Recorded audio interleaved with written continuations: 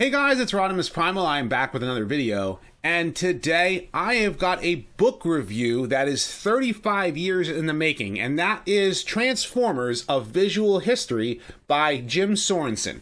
And there is a lot to talk about with this book, so sit back, relax, make sure you're subscribed to the channel, and let's transform and roll out.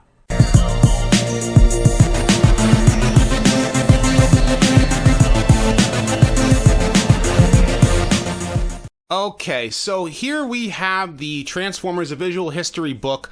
You can see it is 408 pages. This is the deluxe edition, which has the lenticular cover, which switches between Megatron and Optimus. It is definitely a awesome looking book. I definitely recommend getting your hands on it, and you can actually pre-order. I have the link in the description to pre-order this book, and of course I think you can still order it once the pre-order has already passed. But some of this material has been collected over the years by Jim Sorensen, and Jim Sorensen himself, he has authored a few Transformers books before. I actually have an interview with him while I was at New York Comic Con, and he explained some of the story about how he was able to acquire some of this material. And let me tell you something, this is really, really cool. If you want to see like all of the different art that's been over the years for the Transformers brand, it is definitely well worth it. Some of the stuff is really cool, like the the collector's convention material. Here you have some of the G1 cartoon, like the making of that, as well as like the interiors of the Ark and outside of the Ark, at Mount St. Hilary. And here you can see Iacon, like the original like sketches that were made to do so. And which I can't see, can't quite show you clearly, but you can see Jim Sorensen was able to acquire the animation models here for Orion Pax and Elita 1, as well as, of course, you got here Bumblebee, Starscream, and Optimus Prime. But for the first time ever, I literally dropped my jaw to the floor when I saw this. Orion Pax in vehicle mode. He actually transforms into a truck with a trailer.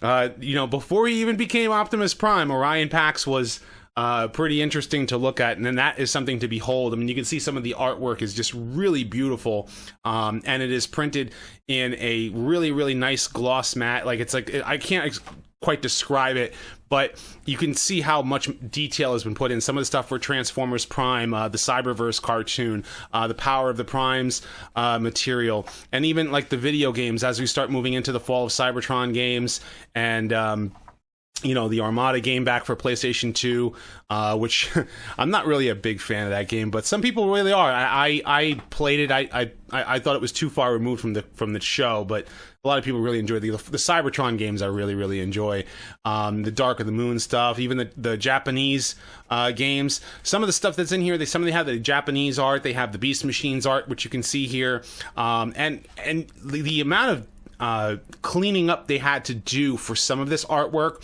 was incredible. Some of it, of course, came from the IDW comic books, and they were able to bring out the old hard drives to have here in printed print makeable quality, because some of the stuff they have is not has not been saved over the years, and having it in a nice gloss full printed image. Of course, you have the Marvel Comics. This is one of my favorite covers, the Seacons, which they don't get a lot of showtime, and they really should. Of course, here is the first death of Optimus Prime, which I actually have the comic book here on my wall to my left that I'm looking at, and you can see the packaging art that they have, even some of the old material from like when the series first started, like some of the universe stuff.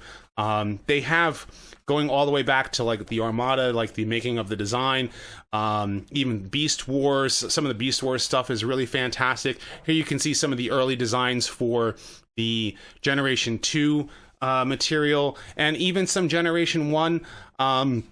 This is some of the packaging art, some of the stuff that we saw. Like, this was the Japanese versions. Like, that's the Japanese version of Trypticon. That's the US version of Trypticon. There's the US version of Defensor and the Japanese version of Defensor. And of course, here is what, the Devastator artwork. And some of the stuff was made by Mark Watts. And I interviewed Mark Watts, and he was a really cool guy to meet.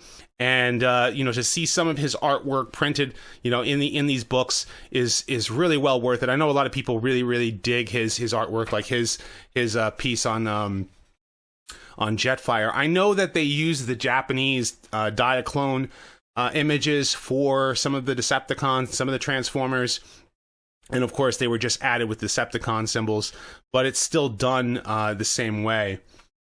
And you can see some of the images here, like I have like these clearer images so you can see what is in the book, and you can see how much cleaning up they had to do for some of it, and some of it I've never seen before. Some of this artwork is just, it's been found and it is now in print form. You can now see it. It's now viewable for everybody to get, and it's definitely well worth. If you're a fan of Transformers, definitely well worth getting. Something else that it came with are these high quality prints of things like here you have Bumblebee, you have the Fall of Cybertron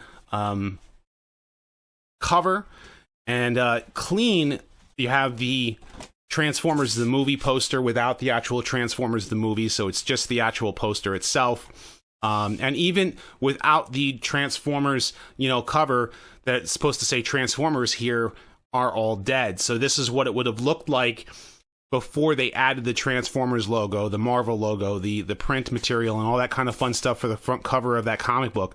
And you can see how, like, this is definitely well worth getting the deluxe edition for, because you get like a nice clean print version of this artwork. And the thing is this worth it? If you're a fan of Transformers and you want to have all of this material to be able to see at any time some of the promotional art, it is definitely well worth it. It is, I think anyone who's a Transformers fan should definitely get their hands on it, and not just because they sent me a copy.